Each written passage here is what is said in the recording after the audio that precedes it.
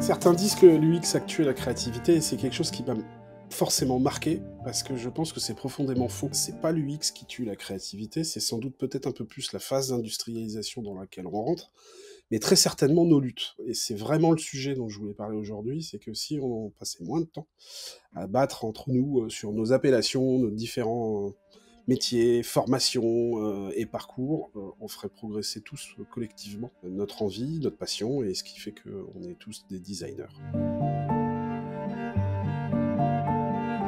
Aujourd'hui, je vois beaucoup trop passer d'articles sur effectivement soit l'industrialisation de notre métier, qui est une très bonne chose parce qu'on rentre dans cette phase de maturité, donc sur les process, les méthodes, l'organisation, et à la fois de l'autre côté, bah, tout ce qui fait que ce métier est en mouvement, typiquement, donc tout ce qu'on va être autour du Web 3, des NFT, aujourd'hui beaucoup d'AI. Et il me semblait qu'on ne parlait pas assez du sujet, ce qui peut relier justement ces deux dimensions, une dimension d'industrialisation et de maturité, et de l'autre côté, une dimension d'exploration, de créativité qui est propre à notre métier, de designer. Je définirais ça comme, finalement, notre métier, c'est une passion en mouvement.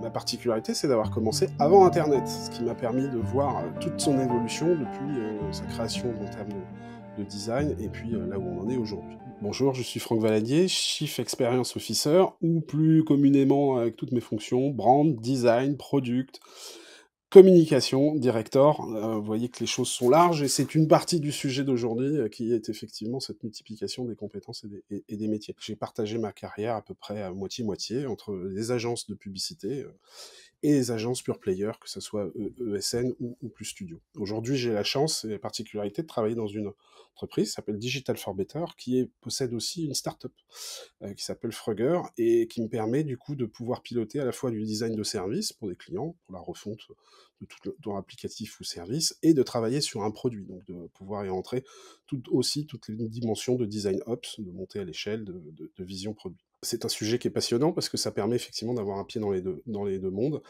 et qui me permet aujourd'hui de pouvoir avoir une vision totalement transverse sur ce métier, en ayant par le passé aussi piloté de très très larges équipes de design, cross pays et cross site, c'est-à-dire toute la France. Donc très alerte aussi sur tout ce qui est de problématique de travail à distance et des évolutions du métier qu'on a pu connaître ces dernières années. Souvent on oppose dans le design, on a pu imposer l'ergonomie avec la direction artistique. On pourrait résumer ça aussi au cerveau gauche et cerveau droit. Et je pense que j'ai cette particularité d'être quasiment autant cerveau gauche que cerveau droit. Donc de pouvoir traiter autant de la créativité que du pragmatisme, de l'expérience, mais aussi de l'émotion. Et ça se traduit à travers un parcours où j'ai à la fois un diplôme en design fait à l'école Boulle, donc avant l'internet, hein, c'était pas une formation digitale, et un diplôme de management de troisième cycle. Donc de pouvoir poser le design au sein de l'entreprise au niveau des C-level, et puis d'avoir aussi cette connaissance du métier, cette pratique et cette passion au quotidien, surtout sur tout ce qui fait qu'on l'aime.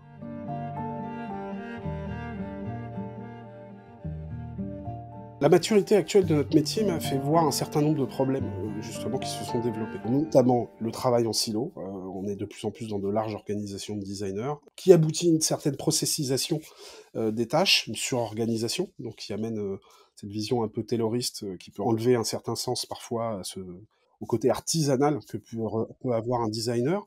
On a aussi, faut le voir, un contexte anxiogène, à la fois dans cette période de transition écologique, où on nous pousse, et moi-même, ma spécialité aujourd'hui, c'est de faire de l'éco-conception, donc on peut la voir comme un frein à l'innovation ou à la créativité, et de l'autre côté, autant de nouveautés, telles qu'on a pu le voir à travers l'explosion des NFT, et comment dire, cette nouvelle vague de création digitale réaffirmée, qui a été une bouffée d'air pour un certain nombre de designers. Cette certaine schizophrénie donne un contexte de stress, mais c'est aussi, je pense, une période de transition.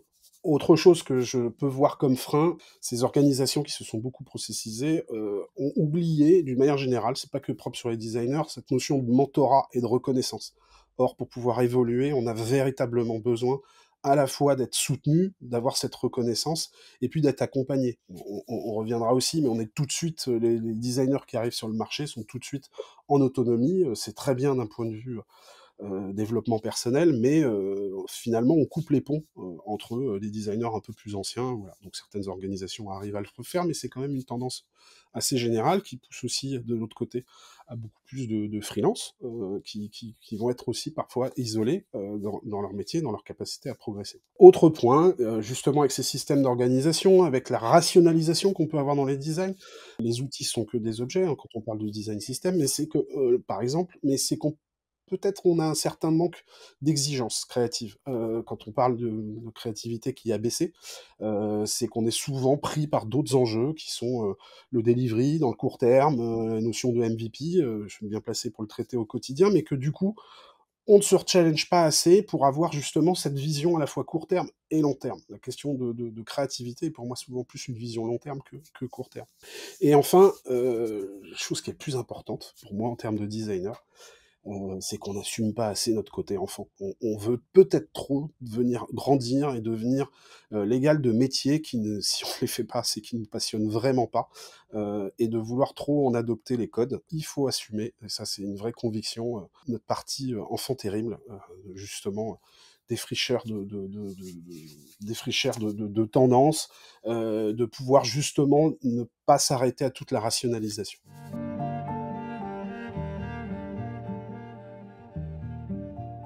Ce que j'ai envie de vous partager aujourd'hui sur le bénéfice de retrouver enfin de replacer le plaisir finalement au cœur et driver de créativité, il est à la fois pour ceux qui en sont amenés à l'idée ou manager des équipes parmi vous, que les designers. C'est-à-dire que, c'est de revoir un plaisir, un simple plaisir RH.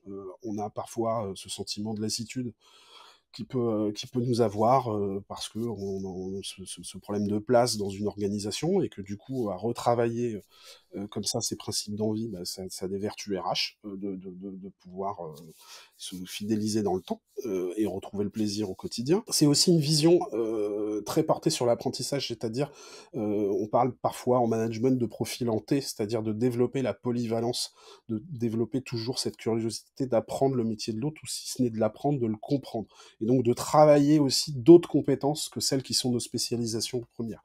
On est dans une période de grande spécialisation, et d'un découpage de beaucoup de métiers, notamment quand on est dans une organisation d'entreprise. Il faut savoir retrouver de la polyvalence et se croiser à d'autres. C'est un moyen de sortir de sa zone de confort et mieux comprendre ce que les spécialistes pourront faire mieux que vous, mais il y a toute une frange intermédiaire où on n'a pas toujours besoin d'être des spécialistes pour pouvoir avancer, et rajouter des choses à ce qu'on sait faire. Cette polyvalence, c'est un autre bénéfice, c'est que je pense que c'est aussi un moyen de retrouver de l'agilité. Le jeu, c'est pouvoir justement ne pas rester enfermé sur ses propres skills ou son propre métier, en se confrontant, aller faire un peu de communication, aller faire du motion si on est un UI, ou même à de l'écriture. C'est s'ouvrir à des nouvelles choses et aussi un vrai moyen de maîtriser son propre métier. Parce que justement, on évite de redonner à un autre, ça on le verra, ça peut être aussi un des freins que j'ai pas cité, le soin de travailler ou de réinterpréter ce que vous avez fait dans votre partie. Trop vécu par le passé, cette dichotomie, au début, qui est beaucoup moins vraie depuis qu'on parle de product design, mais entre des UX qui classiquement travaillaient à l'époque que des wireframes, et puis après des UI qui faisaient très vulgairement la peinture, et chacun développait une frustration à se dire moi mon métier est spoilé par la reprise parce qu'il est retransformé, et à l'inverse, un UI était frustré de se dire mais moi je suis juste là pour amener des couleurs alors que j'ai aussi toute une dimension de micro-interaction, d'expérience, d'émotion, ainsi de suite. C'est un faux débat, effectivement, et ça a été une fausse solution d'avoir cette ultra spécialisation et ces clivages qui sont allés derrière. Donc, du coup, ce bénéfice de retrouver de la polyvalence, il est de retrouver effectivement comme ça une envie et d'enlever ses propres frustrations sur la maîtrise de son métier. Je l'ai redit aussi, peut-être que je parlais de frustration, la frustration est un moteur, mais est un moteur aussi pour donner de l'exigence et se retrouver de l'exigence, se forcer à ne pas rester sur une réponse évidente, ou sur quelque chose qui paraît guidé, soit par de la recherche utilisateur, soit par ses propres, pour un design system par exemple, et toujours essayer de se challenger. Ça ne veut pas dire le faire, mais ça veut dire toujours en se donner cette possibilité et de se donner de la possibilité. C'est quelque chose de très important parce que c'est challenger ses certitudes, pouvoir explorer et retrouver de l'envie, de se dire et enlever encore une fois cette frustration de se dire, «Bah, j'aurais peut-être pu faire mieux», voilà, mais j'essaye de faire mieux et le mieux peut être l'ennemi du bien, mais au moins on a exploré les pistes et ça aide à prendre de meilleures décisions et à comprendre pourquoi on prend ces décisions. Et enfin, bah, c'est tout ce travail que je peux voir aujourd'hui, il y a beaucoup de passion, mais parfois je vois des motivations qui s'épuisent notamment par l'organisation, qui s'épuisent par l'incompréhension, le non-respect parfois de ce qu'on voudrait apporter, par rapport à notre métier et c'est là où se retrouver sa motivation personnelle, c'est un moyen de pouvoir motiver les autres. Aujourd'hui, si on veut prendre un peu de recul et analyser le pourquoi on est là ou comment s'améliorer, on peut s'appuyer sur 3 niveaux. Il y a un domaine structurel.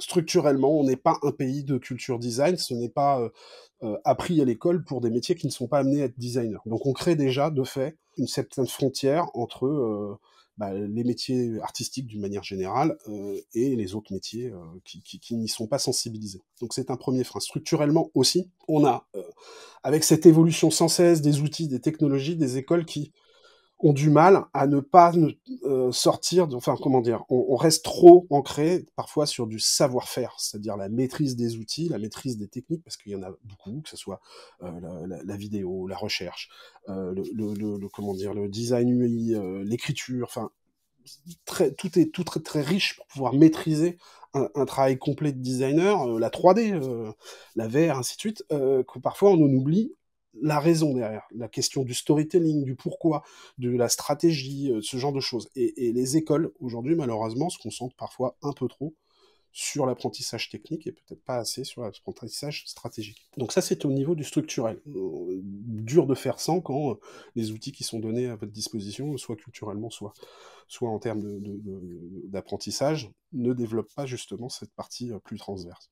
Le deuxième, il est conjoncturel. Mon expérience a pu voir, on a aujourd'hui plus d'une vingtaine d'années sur le digital. On a eu les 10 premières années qui étaient très expérimentales, hein. Pour rappel, le design se faisait soit sur un logiciel de retouche photo, soit sur un logiciel pour créer des logos. C'est pour dire à quel point, pendant plus de 10 ans, on a fait du web avec des mauvais outils et surtout avec des héritages très très ancrés du design traditionnel qui était print à l'époque et qui, par ailleurs, peut avoir certains bénéfices, mais c'est pas dire sur ce sujet. Donc ces 10 premières années consacrées à l'expérimentation, tout le monde y allait sans réelle formation. Et puis ça fait plus de 10 ans que, notamment sous l'impulsion des États-Unis, est arrivé le mouvement UX, c'est-à-dire et aussi les méthodologies, donc que ce soit le design thinking en grande partie, mais qui est aussi la recherche utilisateur et où l'ergonomie, qui est un métier bien plus ancien que ça, a repris un vrai rôle et une vraie professionnalisation dans le métier. À un point où aujourd'hui, on arrive aussi sur une maturité logicielle. Je pense que la grande majorité d'entre vous travaille sur Figma. C'est un logiciel qui a fait totalement l'unanimité et qui est totalement transverse. On fait même du print sur Figma aujourd'hui, mais ça reste que des outils. Il y a aussi le design system. Et pour moi, effectivement, on arrive à la fin d'une période de maturité qui était nécessaire pour pouvoir industrialiser, pour pouvoir se reposer des questions. Et là se rouvrent les 10 prochaines années qui sont absolument passionnantes et stratégiques parce qu'elles vont comment dire, remettre du changement dans tout ça. C'est-à-dire que bah, une fois que les outils ont été mis en place, une fois qu'on a processisé, bah, il reste toujours l'enjeu de pouvoir faire mieux, de pouvoir faire différent, de pouvoir se redévelopper. Il y a en premier lieu ce que je disais, l'enjeu écologique, comment je réapprends à faire mieux avec moins en termes de design. Mais il y a aussi, et ça on ne pourra pas aller contrer, de nouveaux terrains de jeu qui peuvent être tout ce qui est autour du Web3, du décentralisé, et notamment aussi sur, bah, vous l'avez vu ces derniers temps avec beaucoup de communication autour de ChatGPT, mais qui peuvent être aussi Midjourney, DALL-E, tous ces outils d'intelligence artificielle qui nous replacent dans une position, et c'était ce que je disais tout à l'heure, d'être beaucoup plus sur une vision stratégique que pratique. Peut-être que demain, le savoir-faire aura beaucoup moins d'importance que le savoir-faire faire. Et donc cette vision de savoir ce qu'on veut obtenir, ce que personnellement, j'ai pu apprendre avec mes formations de directeur artistique, qui était de savoir ce que je voulais avoir à la fin et pas forcément savoir ce que je saurais faire pour y arriver. Donc ça, c'est effectivement, ce contexte conjoncturel et enfin organisationnel, parce qu'effectivement aujourd'hui, entre, bah, l'expansion des indépendants, mais aussi les systèmes que l'on peut retrouver dans les studios qui portent cette vertu plus artisanale de notre métier, l'organisation des agences, ou ESN, qui est encore une autre type d'organisation sur le designer et enfin la prédominance, hein, depuis ces 10 dernières années, le design en entreprise a grandement progressé nous donne des organisations bien plus larges et bien plus complexes. Et ces différents types de structures ont une influence primordiale sur la pratique du design et finalement les enjeux qu'on leur donne derrière. Euh, ils sont parfois en opposition, ils sont parfois en complémentarité. Voilà, donc c'est la troisième dimension qui nous permet de dire comment trouver des solutions pour effectivement progresser vers plus de plaisir, plus d'envie sur notre métier. Je suis Franck Valadier et voici ma design story. Si je devais résumer ma vision générale, finalement, de ce qui m'anime et ce que je voudrais vous partager, c'est l'apprentissage et la curiosité. Je suis vraiment persuadé qu'on ne grandit que par la culture, l'expérimentation, la frustration aussi et la confiance. Et que aujourd'hui, on est malheureusement ou heureusement, enfin voilà, je ne veux pas juger, effectivement dans une culture beaucoup trop de l'immédiat, de la rapidité. Nos plus juniors ou ceux qui commencent sont directement en prise de responsabilité, souvent assez peu ou mal encadrés. Voilà, et conviction de pouvoir appliquer cette notion d'apprentissage. Donc, quand je dis apprentissage, c'est toujours apprendre, en fait, toujours se compléter. Donc, on peut être effectivement toujours dans une logique d'ultra spécialisation, mais aussi de polyvalence. Euh, la plupart des indépendants le connaissent bien, hein. Souvent sur un client, on nous demande de pouvoir être un méga couteau suisse, et donc ça réclame de pouvoir toujours apprendre, et puis on vient nous chercher aussi pour ça. Donc plus on apprend, plus on est compétent. Et pour apprendre, il faut être curieux. Il faut être curieux, soit des outils, mais soit aussi des professions, soit des métiers, et d'aller dans leur découverte. Donc voilà, donc ce que je vais pouvoir vous décrire derrière, c'est qu'au-delà des différents freins et des différentes choses, c'est comment essayer effectivement de travailler cet apprentissage et cette curiosité pour être plus créatif, peut-être, et si ce n'est ça, plus épanoui. Premier focus qui me paraissait important pour moi, parce que c'est celui qu'il faut évacuer le plus rapidement, c'est la peur. La peur qui s'est située à différents niveaux. La peur du changement, le changement des métiers, comme pu le dire, il y a une dizaine d'années, lui, que c'est arrivé, avec toute une nouvelle façon de procéder le design, une nouvelle formation, des nouveaux enjeux que bah, l'immense majorité des créatifs en place, qu'on appelait web designers pour la plupart à l'époque, ne maîtrisaient pas et se sont retrouvés plus ou moins sous le carreau, forcés à changer. Euh, Porté par l'engouement, la grande croissance du marché, beaucoup ont pu finalement se réinventer et travailler, mais aussi, comme je le disais tout à l'heure, avec ces grandes frictions qui étaient entre ceux qui étaient formés du sérail, avec des formations en ergonomie, en psychologie, et ceux qui l'avaient appris sur le terrain, parce que les formations n'étaient pas suffisamment existantes, ou qu'il était dur de rattraper tout un parcours professionnel engagé des années bien plus tôt.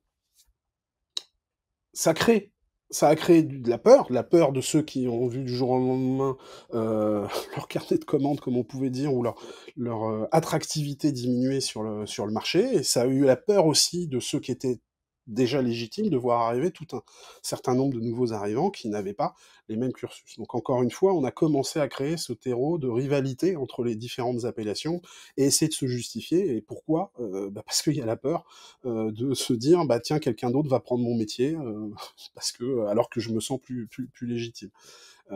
La légitimité, enfin pour beaucoup d'entre vous, vous le savez, hein, elle est sur ce qu'on sait faire et ce qu'on a fait, et pas sur son appellation, ou finalement, aujourd'hui, on parle beaucoup d'inclusion, et dans l'inclusion, et bah, il faut savoir sortir de cette vision du CV absolument, et de ce qu'on a coché comme case pour revenir, et ça, tous les designers l'ont souvent appris à travers leur portfolio, sur la démonstration du savoir et du savoir-être.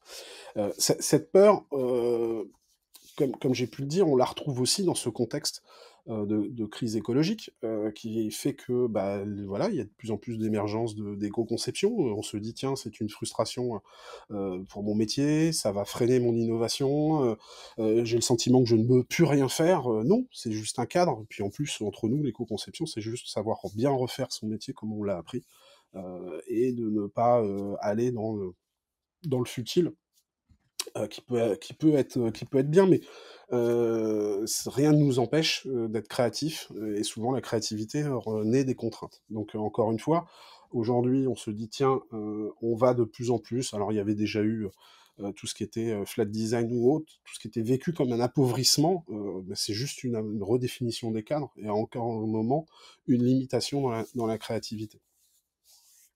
Heu Cette peur de devoir aussi sur la changement comment dire? De sortir de sa zone de confort, c'est aussi parce que, bah, il y a un certain manque de reconnaissance. Il faut le reconnaître.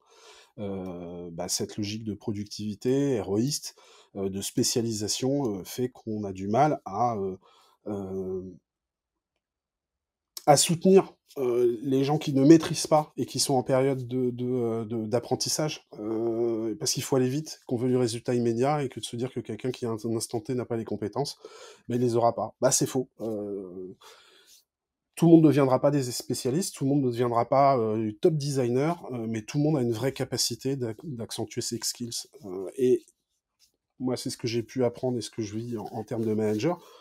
Parce que j'ai fait beaucoup, d'entretiens, d'évaluation et c'est quelque chose sur lequel je travaille beaucoup, de l'écoute active et du travail. Il y a toujours des choses à améliorer, à compléter, et j'ai vu beaucoup de DA qui, à un instant T, si je m'étais resté sur ce qu'ils m'avaient montré, j'aurais pu être, frustré ou catégorique sur le dire: «Il y a pas de talent» et qui derrière ont véritablement explosé et ils explosent pourquoi? Parce qu'on leur fait confiance et qu'on leur donne un bon cadre. Donc effectivement, cette notion de bienveillance est très prépondérante et c'est elle qui va combattre les peurs. Il faut pouvoir se lancer et quand on se lance, on peut tomber et ça, c'est pas très grave. Et c'est pas très grave si on est bien accompagné et soutenu.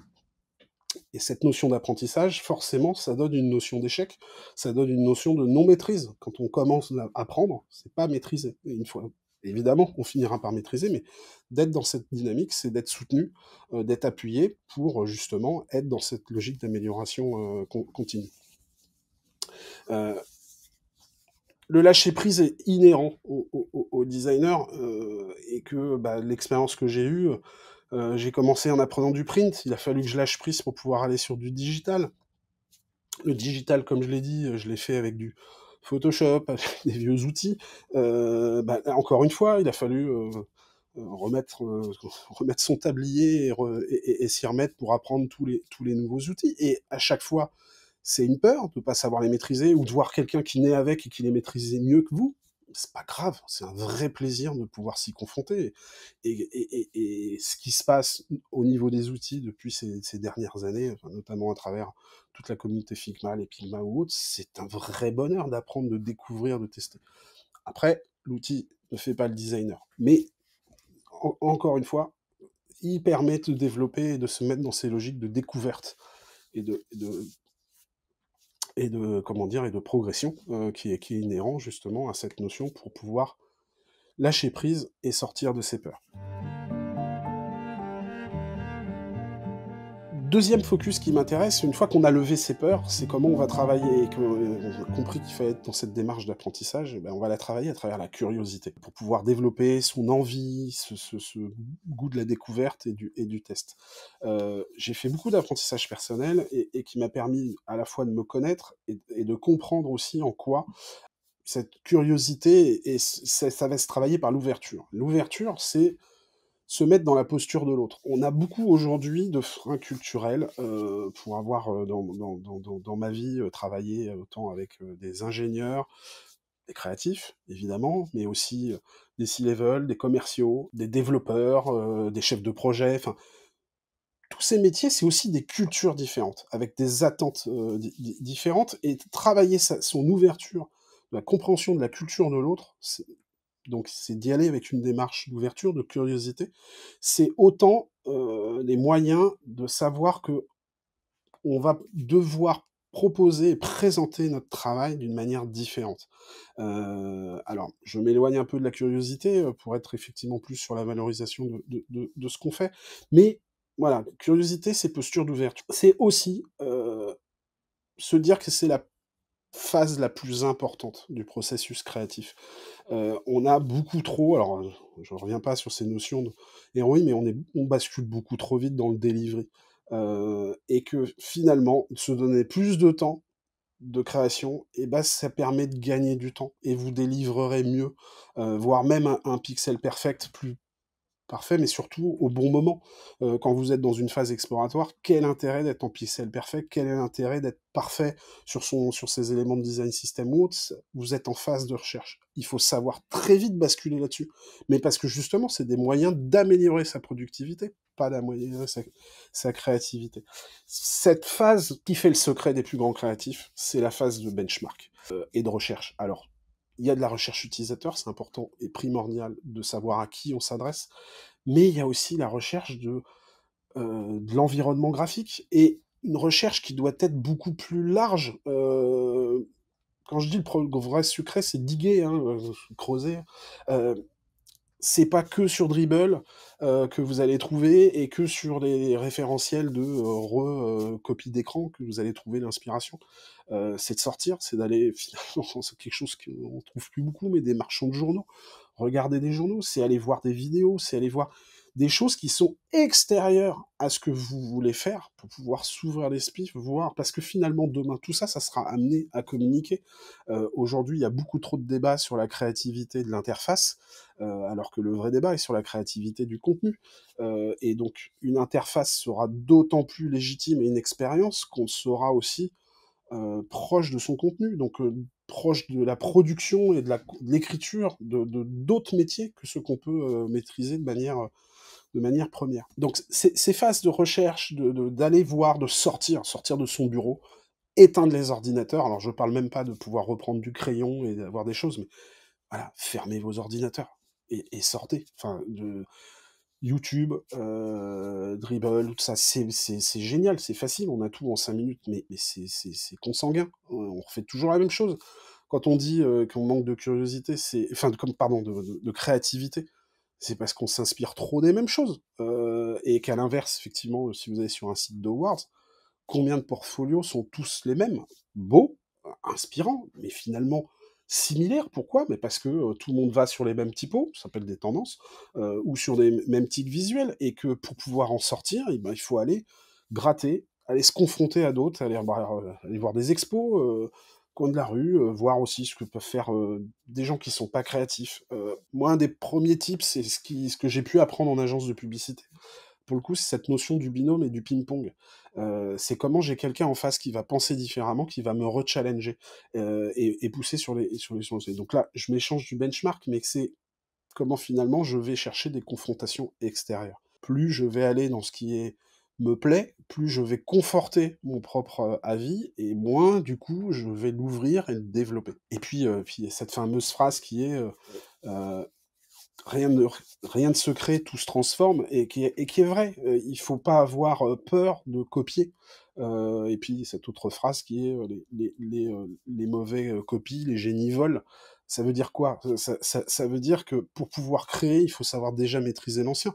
Heu, Tous les étudiants en histoire de l'art, enfin pas en histoire de l'art, en école d'art, vous diront qu'on apprend par copier le style des anciens pour pouvoir s'en libérer.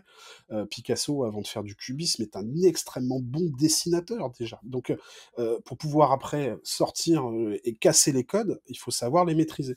Mais ne pas s'arrêter qu'à la maîtrise des codes. Donc c'est toujours cette barrière de pouvoir aller pousser plus loin, de pouvoir s'enrichir, découvrir, lire, voir, regarder, écouter, et ainsi de suite, pour développer sa culture et sa curiosité. Et c'est ce qui vous permettra de sortir le plus de vos schémas. Je vous ai parlé de lever ses peurs, de travailler sa curiosité. Le troisième focus qui me paraissait important, c'est de casser les silos et de partager plus. Aujourd'hui, si on parle de c'est quoi une expérience finale utilisateur sur la création d'un site, mais ça serait valable pour plein d'autres choses si on reste sur le digital.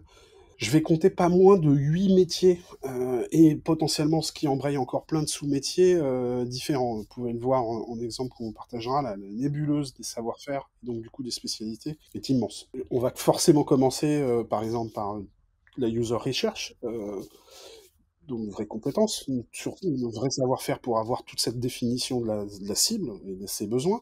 Le product designer, et là déjà vous voyez que je réunis ce qui était le pilier de l'UX, pilier de l'EI, donc sur la conception finalement de l'expérience.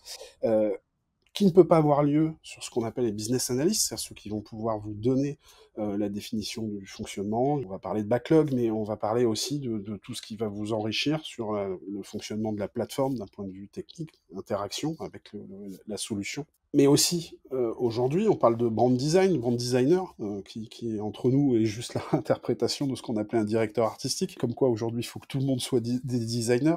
Mais c'est important parce qu'effectivement, il n'y a pas d'expérience que par les parcours ou par l'interface. Il y a aussi par, alors on va parler d'émotion, mais la marque, mais c'est comment je vais la nourrir d'un point de vue plus haut que l'interaction que j'ai avec l'outil. On va pouvoir y rentrer dedans des notions de motion aussi, des notions finalement d'interprétation visuelle qui ne soient pas que liées à l'interaction et l'interface. Et qui m'amène sur une autre dimension, que moi je vais parler de content stratégique, mais c'est toute la dimension de contenu qui peut aller à la fois à l'UX writing ou à l'écriture elle-même de tout ce qui est contenu, qui est encore un pilier. Un métier qui me tient à cœur aujourd'hui, qui est un peu nouveau, je vais parler d'impact stratégique, mais par le passé on aurait pu parler de business stratégique, c'est comment aussi je vais avoir quelqu'un qui s'engage à être dans le suivi de la mesure, de la notion des impacts. On en parle beaucoup en éco-conception, si on veut améliorer tout ce qu'on fait, et c'est souvent bien d'avoir quelqu'un qui soit comme ça en vision transversale pour savoir si toute la production de chacun des métiers est bien au niveau attendu pour les objectifs finaux, donc ils peuvent être soit sur une éco-conception, soit sur une génération de business, les deux n'étant pas du tout incompatibles. Euh, une fois qu'on parle de ça, il faut bien réaliser, donc on va parler de front-end, on va parler de développement, donc toute cette dimension d'ingénierie, qui est encore une manière de réinterpréter et de travailler ce que nous, on aura pu voir dans notre scope de designer. Et puis enfin, on va parler d'inbound, band advisor, enfin tout ce qui va être les métiers de la performance derrière, qui soit à travers le SEO, la communication, community management, close hacking, encore plein d'autres métiers, mais qui sont prépondérants parce que chacune des étapes sont autant de points de capacité de transformer ou de réinterpréter votre conception et le design. Et c'est ça le point, c'est qu'on a souvent encore, même si on parle beaucoup d'agile, très peu en fond, mais on en parle beaucoup, on reste quand même sur quelque chose de très à plat et très séquencé.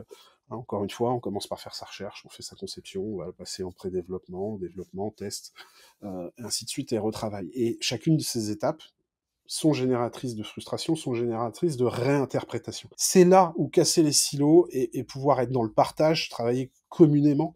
On a la chance parfois, notamment dans les grandes organisations, de travailler en ce qu'on appelle en feature team, donc finalement en équipe réduite et transverse, c'est une vraie solution.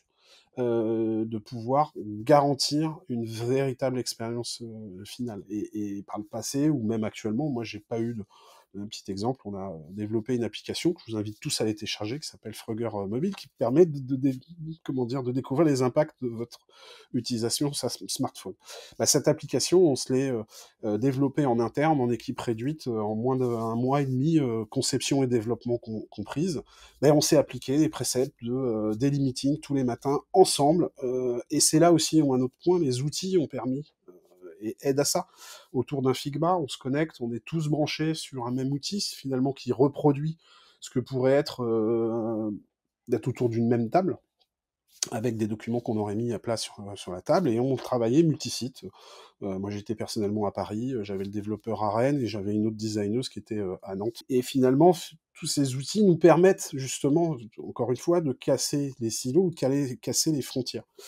C'est pas suffisant, il faut aller plus loin, mais c'est prépondérant de pouvoir retrouver ce côté collectif et partagé à tout moment. Encore une fois, il faut du développement, même en phase de conception, et une évidence pour vous, et peut-être aussi une grande frustration, il faut du design aussi en phase de développement et de recettes.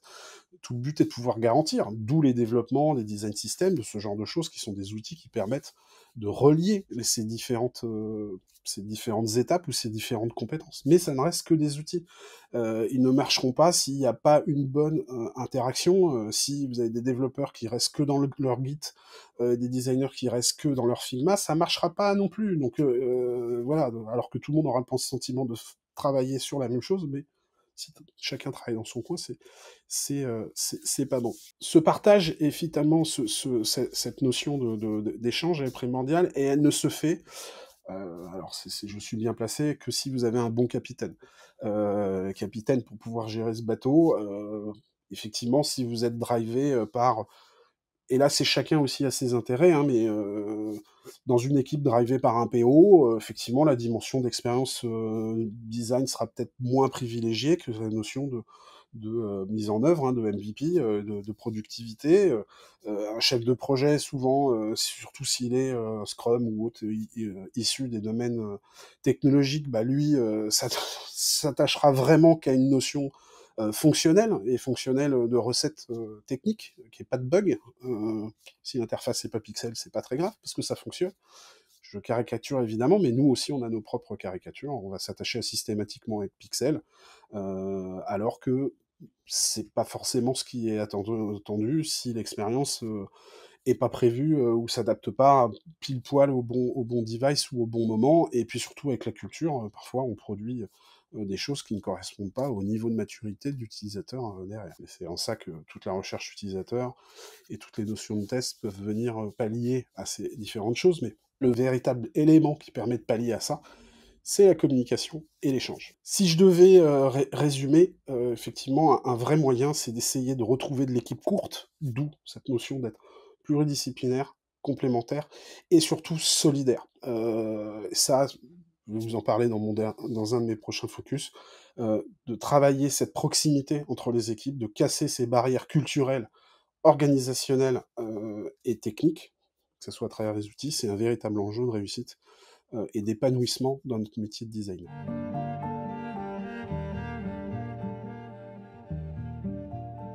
On vient de voir qu'on a un frein à la créativité, qui est ce découpage en cello, l'obligation de se partager, de travailler ensemble.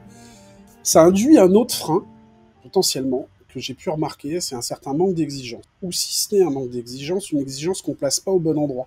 On est souvent plutôt en prise sur, dans un mode agile, sur le delivery, sur l'obligation d'aller rapidement dans le débrief, dans l'intégration des modifications du client, ainsi de suite. Il y a toujours des bonnes raisons, de mauvaises excuses au contraire, pour se dire qu'on se place les exigences plutôt sur des notions de productivité que sur des notions stratégiques, de créativité, d'en faire plus. En règle générale, c'est jamais la première idée qui est la bonne. C'est jamais le premier travail. Il faut pouvoir toujours pouvoir avancer. Et pour ça, déjà lever la tête. On a tous le réflexe, moi le premier parfois, de foncer dans la production des outils, se poser. Et puis là-dessus, moi j'ai travaillé un petit exercice assez simple que j'ai pu tester à la fois lors des compétitions pour les clients ou en workshop auprès d'étudiants. C'est la théorie des trois pistes. C'est de se dire que parfois, et même souvent, il est plus efficace et plus rapide de faire 3 pistes différentes que de se dire je vais en faire qu'une. Pourquoi? Parce que dans une, on se mélange systématiquement, on continue d'itérer, alors que dans 3, et les 3, c'est avec un exercice très très simple, ça permet justement de s'obliger à faire des choix. Et l'exigence, c'est de faire des choix pour être un petit peu plus, si ce n'est disruptif, un peu plus radical. La créativité, souvent, c'est quelque chose de radical, c'est de savoir enlever tout le mou, de vouloir tout dire, de pouvoir tout rajouter. C'est de ça que ça ressort. Cet exercice, il est très simple. Quand vous faites une conception, vous vous dites, OK, j'ai la bonne réponse. La première approche, c'est d'être scolaire. Ça permet de revisiter tout ce qui est attendu. Si vous êtes sur une page, la plupart du temps, c'est tout ce que veut dire le client, tout ce que vous devez raconter. Une fois qu'on a donné ça, c'est rare qu'on soit très satisfait, c'est souvent compliqué, c'est souvent chargé, on a mis tout. La deuxième, c'est de se dire comment j'apporte de l'intelligence. Donc là, on se rajoute le savoir-faire.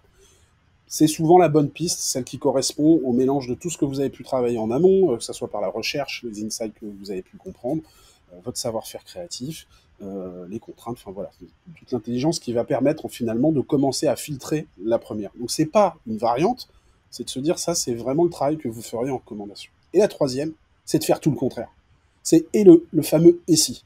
Vous travaillez en bleu, bah non, je vais faire du violet. C'est là où vous challengez le logo, c'est là où vous challengez la charte. C'est des choses qui potentiellement ne seront jamais à faire, mais qui vous permettent justement de vous dire et si finalement je renversais la table. Vous voyez que si vous en prenez qu'une, à chaque fois vous ne serez pas complet. Et que si vous essayez de mettre à chaque fois des petits détails dans celle que vous faites, et ben c'est pas clair parce qu'au final, on ne sait pas dans quel axe vous voulez aller. Donc se poser cet exercice-là, qui peut se faire très rapidement, c'est un moyen de pouvoir être plus radical, plus créatif. Pourquoi? Parce qu'en plus, quand on se pose par exemple sur 3 axes, on se force à pas être mécaniquement pixel perfect ou vouloir tout aboutir.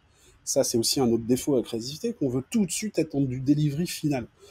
Avant, quand on commençait avec du crayon, forcément, on livrait pas du crayon. Quand on avait, à l'époque, faire mon petit vieux, mais quand on devait faire des créations avec des photocopieuses, ben, on savait très bien qu'à la fin, c'était pas une photocopieuse. On organisait un tournage, on organisait d'autres maquettes, on passait par des photograveurs. Plein de choses qui sont étrangères au digital, mais qui donnaient un vrai process à la conception, la réalisation et la finalisation. Donc voilà, c'est quelque chose d'assez simple à se mettre en place. Honnêtement, ça prend pas plus de temps, parce que ça te permet juste de se concentrer sur des idées et de se re-challenger, et de se dire, ah, la fameuse sur la dernière, et si. Par expérience, que ça soit avec vos différents interlocuteurs, que ça soit un chef de projet, un client, ou votre collègue, c'est source d'ouverture de la discussion. Souvent, ça vous donnera aussi potentiellement ce qui est à faire en court terme, ce qui est à moyen terme, et peut-être de se dire, ah, le fameux SI, peut-être que ça me permettra de challenger une nouvelle version d'un applicatif, de la marque, d'une identité, pour aller plus loin, les choses n'étant pas toujours à faire au bon moment. Et cette notion aussi de temps, entre ce qu'il faut que je fasse maintenant en termes de retour et ce vers quoi on va se projeter, bah, c'est un moyen de se libérer aussi de ces contraintes, de ce quotidien un petit peu chiant qu'on a tous dans les modes de production, et qui permettent de retrouver un peu d'influx, que ça soit sur un travail de feature ou sur une conception globale. L'exigence, c'est évidemment savoir être exigeant vis-à-vis du résultat final, vis-à-vis de soi-même, mais en étant exigeant vis-à-vis de soi-même ou sur un projet, il s'agit aussi de savoir faire les bons choix, en fait. Parce que je me rends compte que ça soit pour travailler, pour avoir un awards, ou pour avoir de l'impact, ça réclame de savoir trier et d'aller à l'essentiel, et de savoir choisir ses combats. Ne pas lâcher sur l'exigence graphique ou d'expérience, d'animation, de fine-tuning si vous souhaitez avoir un awards, et à contrario, être certain d'avoir une approche la plus minimale. Est-ce que j'ai encore besoin de cette feature-là? Est-ce que systématiquement j'avais besoin de ce raffinement, d'aller rechercher une police alors que je pourrais passer par une police native pour être encore plus frugal et avoir cette démarche. Donc on voit bien que finalement ces deux choses qui peuvent s'opposer se regroupent sous une même bannière qui est l'exigence de l'objectif. Pour ça aussi, petit conseil, c'est savoir choisir ses combats. Il est très compliqué d'être exigeant tout le temps, surtout vis-à-vis de soi-même, vis-à-vis de son équipe. On est souvent dans un travail collaboratif et j'ai envie de dire qu'on est dans un marathon de mini-sprint. Et donc si vous faites tout le temps des sprints, sans jeu de mots avec l'agilité bien sûr, vous vous épuisez. C'est souvent contre-productif, parce qu'à un moment donné, bah, on a une vie, il y a du temps, il faut savoir faire des arbitrages. Et cette notion d'arbitrage, c'est très propre justement à cette notion d'exigence. Et pour pouvoir obtenir ça, souvent, il faut savoir aussi être un peu plus conciliant sur d'autres aspects, notamment quand on est dans un travail en équipe. C'est avoir cette petite démarche de conciliabule qui va permettre de se dire vers quoi on va se tirer mécaniquement, pas à pas, avoir une démarche comme ça d'amélioration continue, qui permet aussi de récupérer des réflexes propres à avoir une exigence globale. Bon, l'exigence, c'est bien, ça fait peur parfois, si on a un manager, si on a un entourage qui est un peu toxique. Et finalement, avec quoi on va compenser ça et qu'est-ce qui va permettre de la faire sans que ça soit une souffrance? Bah, avec un peu de fun. Je vais revenir au basique, hein. C'est quoi la créativité? Je me rappelle, enfin, je sais plus si c'était Einstein qui disait ça, c'est l'intelligence qui s'amuse. C'est de pouvoir s'amuser. En fait, un créatif, c'est pas avoir peur de retrouver son âme d'enfant et de pouvoir justement en jouer. Comment on travaille ça? C'est qu'effectivement, il faut se donner des pauses. Tout travail sur du numérique fait qu'on rentre la tête, on n'en ressort pas, notamment en plus avec l'explosion du télétravail, on passe son temps à être derrière un écran. à s'inspirer derrière un écran, à travailler derrière un écran, ou que ça soit en distanciel ou pas. C'est de pouvoir remettre du fun. Alors c'est du fun dans ces équipes, de pouvoir travailler un maximum de moments informels, les fameux apéros, mais ça peut être aussi de se donner des mini-challenges et aussi de se trouver des side projects.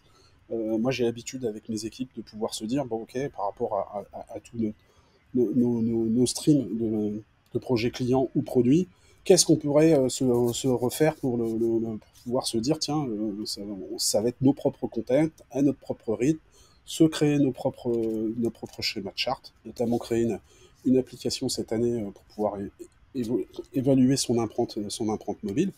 On a fait ça très rapidement en équipe réduite, sur nos temps libres ou sur les moments de creux, et c'est des moyens de se retrouver d'autres dynamiques. Il est important de pouvoir se créer des pauses. Et je vais être un peu provocatif, mais finalement, souvent, des bons créatifs sont des fumeurs. Alors, fumer, c'est mal, évidemment. Mais pourquoi je parle de fumer, c'est que cette fameuse Pox Clope, c'est le moyen de ne plus être derrière un ordinateur, d'être dehors, d'échanger avec des gens qui sont souvent hors de votre bureau, qui vous permet d'aérer. Pour certains, ça peut être la petite douche du matin, ça peut être d'aller faire un running. Donc ça, c'est une notion de pouvoir sortir la tête de l'eau, finalement, et aussi de recréer des interactions. Mes premières années en agence de publicité, j'ai pu pouvoir tester quelque chose qui se retrouve ou pas, selon les organisations, mais le travail en team, travail en binôme, d'avoir quelqu'un qui soit justement différent. Et cette grande richesse qu'on pouvait avoir dans les métiers du design, quand on utilisait encore les termes UX et UI, ça peut être avec n'importe qui. Le principe, c'est de pouvoir aussi avec quelqu'un qui va être un complémentaire, ou au contraire opposé, enfin, qui est une forme de complément, mais de pouvoir jouer au ping-pong. C'est encore une source de créativité. Tout seul, on s'épuise. On a besoin soit d'être rassuré, soit au contraire d'être challengé. Et de pouvoir travailler des moments comme ça, qui peuvent s'être organisés, si vous avez une capacité de vous créer un binôme ou de travailler en équipe, ou aussi improviser lors d'une pause. Ah bah tiens, tu penses quoi de ça? Tiens, voilà, est-ce que tu viens me donner un avis? Comment on échange? Comment on te challenge? Tiens, j'arrive pas à craquer ce problème-là, comment tu penserais? Et là, la différence culturelle, c'est une vraie richesse. Moi, souvent, c'est des commerciaux, c'est des ingénieurs, c'est des gens qui sont extérieurs à ce que j'ai, qui, par leur façon de prendre le problème totalement dans l'autre sens, vont pas me trouver une solution, mais vont m'ouvrir à pouvoir revoir comment dire, le problème sous un angle différent. Ces phases de ping-pong, ces phases d'aération, ces phases où on sort de la production sont éminemment indispensables. Et c'est encore une fois une manière de s'amuser. Donc, ne fumez pas, allez faire de la cuisine, faites quoi que ce soit qui, à un moment donné, vous serez d'autant plus productif que vous passerez du temps libre. C'est paradoxal, mais c'est souvent comme ça. Bien apprendre à se connaître, bien apprendre à respirer, c'est un bon moyen d'être créatif. Et je leur dis, les gens avec qui j'ai pu travailler le plus créatifs, et très rarement ceux qui passaient le plus de temps derrière leur ordinateur. Alors, autre débat, finalement, on parlait de lui que ça tue la créativité. Il y en a un autre qui est finalement pas très éloigné, qui est le fameux design thinking qui, soi-disant, aurait tué la créativité. Il a pu être pratiqué par des gens qui sont pas créatifs, qui vont forcément le donner. Et en fait, j'ai envie de dire, c'est exactement le même débat qu'on a actuellement avec les outils d'intelligence artificielle, que ce soit Midjourney, ChatGPT et consorts. C'est qu'on oublie une chose simple, ce sont des outils. Une méthodologie est un outil. À aucun moment, c'est le garant d'un résultat. Et c'est pas parce que vous allez suivre des étapes consciencieusement et d'une manière générale d'être consciencieux ou scolaire que vous allez pouvoir être certain que vous allez être créatif ou atteindre un résultat.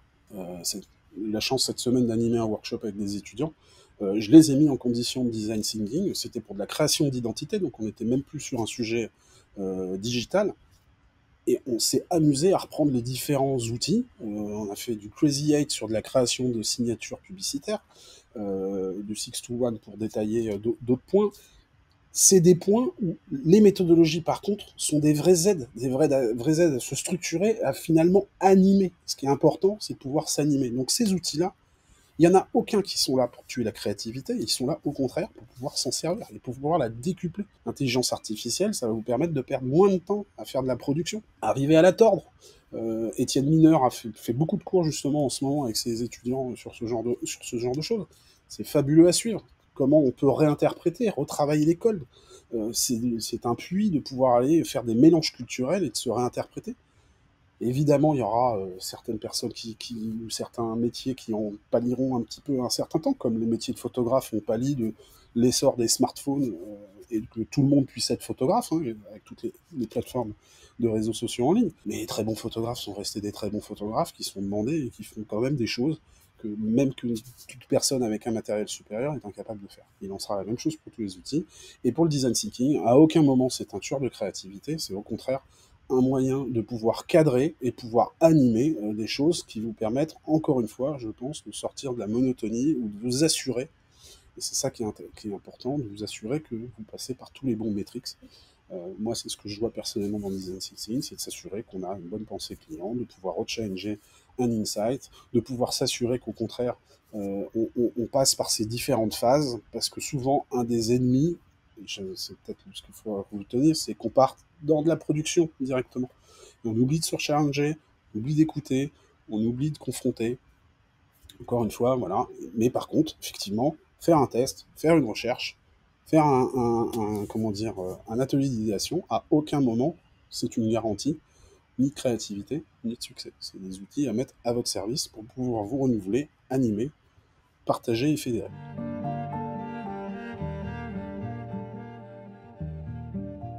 J'ai une vraie conviction personnelle qui va pouvoir paraître ultra bullshit, ultra ce que vous voulez en termes de néologisme.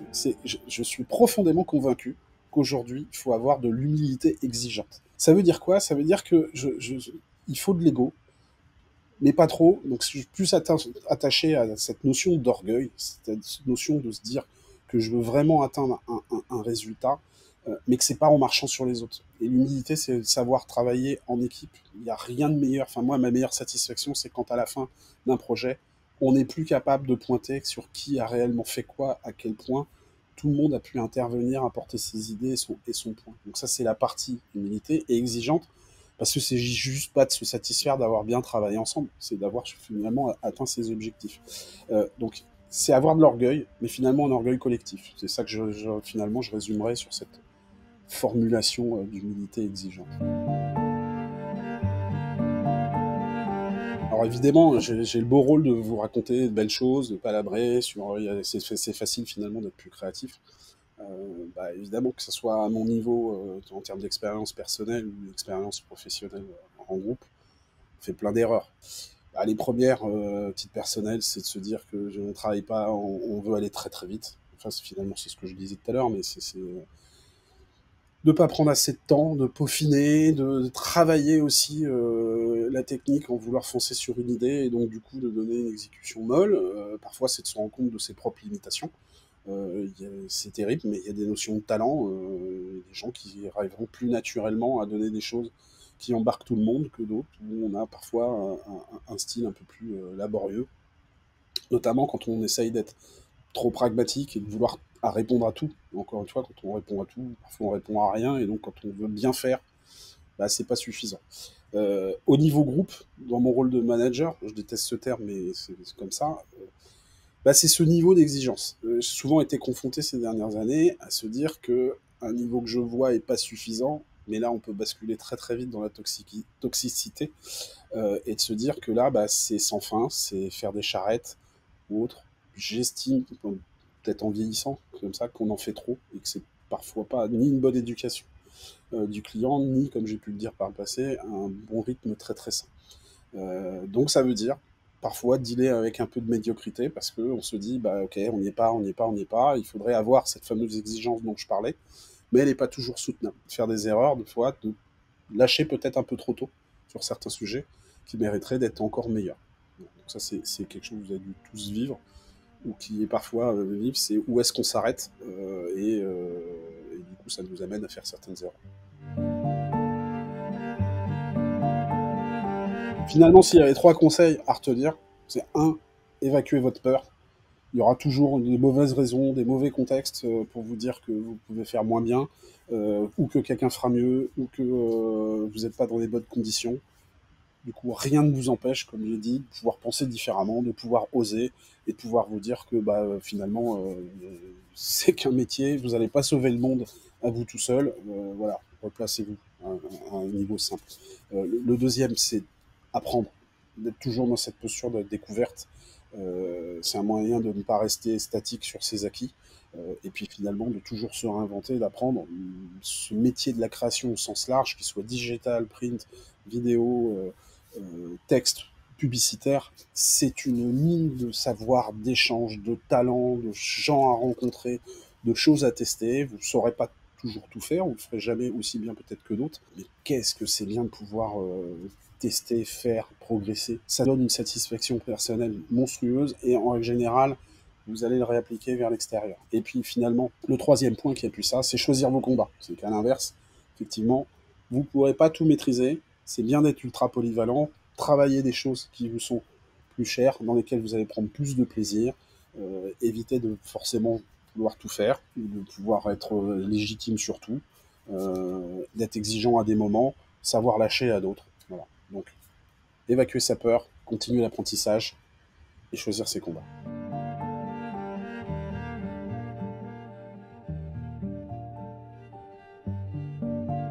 Vous l'aurez compris, on est en pleine période de transition. Donc plutôt que de se battre ou de continuer à rentrer dans ces guerres de chapelle, des intitulés de poste, des méthodologies, de qui est plus, qu'est-ce qui est mieux, est-ce que c'est mieux de faire des awards ou ainsi de suite, dites-vous qu'on est en pleine mutation, qu'on est loin d'avoir atteint notre maturité et que je pense que on veut dépenser notre énergie à être plutôt dans une notion de fédération, de pouvoir se relier, de pouvoir se soutenir, de pouvoir se compléter, me paraît bien plus réjouissant et de finalement être un peu moins jaloux de ce que peut être l'autre et de ce que vous n'êtes pas. Et à contrario, de vous demander, hein, donc je reviens sur cette notion d'humilité, on aura tous à y gagner, et notamment vis-à-vis de l'extérieur, où parfois, je l'ai dit, c'est bien de rester des enfants, et on n'est pas obligé d'être insupportable. Bon, vous l'aurez compris, j'ai des convictions fortes, mais j'ai un naturel qui est plutôt fédérateur. Ce qui m'anime, finalement, au quotidien, c'est de pouvoir faire grandir les gens et de pouvoir les faire travailler en équipe. Et surtout, quelle que soit leur formation, leur métier ou leur desiderata. Je déteste tout ce qui est a priori et tout ce qui est mettre des gens dans les cases. Et quelles que soient les entreprises par lesquelles je suis passé ou les équipes que j'ai pu faire, dans une certaine, je suis rentré à une époque où j'avais des ergonomes qui étaient dans un bureau au fin fond d'un couloir, et puis j'avais des web designers, parce qu'on parlait ça à l'époque dans un autre. Bah, ma première action, conjointe avec le responsable de l'ergonomie de l'époque, c'était de réunir tout le monde dans une même pièce. Ça a été un choc de culture, mais qu'à un moment donné, le seul sujet, c'était comment on fait un beau projet. Et c'était pas par qui ça doit passer, dans quelle étape ou comment, et c'est comment chacun apprenait de l'autre et comment on les travaillait ensemble. C'est aussi travailler sur des plans individuels. Il y a quelque chose qui est parfois est très très décrié, ce fameux entretien annuel. Bah, moi, c'est souvent, qui peut être biannuel d'ailleurs, un vrai outil de travail, un moment où on peut faire de l'écoute active et où on va pouvoir travailler conjointement à deux ou à trois une vision de poste. Et il n'est pas rare que je peux avoir une directrice UX qui me fait du contenu, qui va faire de la publicité, pardon, non, qui va faire de la communication. Je l'ai dit tout à l'heure, que ce soit un DA qui veut évoluer vers de l'UX ou ainsi de suite, ou de la gestion de projet, peu importe. En fait, c'est comment on va capitaliser sur les envies et les compétences plutôt que sur les parcours de formation et les intitulés de poste. Et ça, je trouve ça passionnant parce que chacun à travers ses passions. Et puis, comme on l'a dit, c'est tellement protéiforme, notre métier, que ce soit dans tout ce qu'il faut maîtriser ou dans toutes les étapes qu'il faut suivre, que ça serait bien triste de toujours faire la même chose et de pouvoir se dire qu'on n'est qu'un expert. C'est pas valable par tout le monde, encore une fois, il ne s'agit pas de transformer tout le monde en profil hanté, comme on dit, mais pouvoir travailler sur les motivations de chacun et pas sur ses propres motivations, que ce soit en termes vulgaires de manager ou de mission d'agence. Bah, c'est bénéfique. Et puis, quel plaisir de voir les gens prendre du plaisir. Plus sérieusement, travailler à la prise d'autonomie de chacun. Et c'est le meilleur moyen de faire grandir quelqu'un plutôt que de lui donner des tâches et de lui donner des objectifs. Des objectifs, certes, de le laisser se démerder un peu et de pouvoir l'accompagner. Tout le monde le dit, hein, l'échec fait partie de l'apprentissage. Voilà. Mais si on ne se donne pas justement des missions ou de faire confiance pour pouvoir relever un défi, bah, il n'y aura jamais de progression. En conclusion, aujourd'hui, dans la phase de montée en maturité de nos métiers, on a peut-être un peu trop cherché les notions d'industrialisation, euh, aussi les notions pour chacun de trouver sa place, d'où ces guerres d'intitulés. Finalement, il faudrait peut-être mieux assumer de rester de grands enfants, de jouer, de bouder, de pouvoir refaire des débats, mais des débats internes sur comment on veut faire mieux. Et au final, notre enthousiasme, ça sera notre meilleure arme de séduction massive.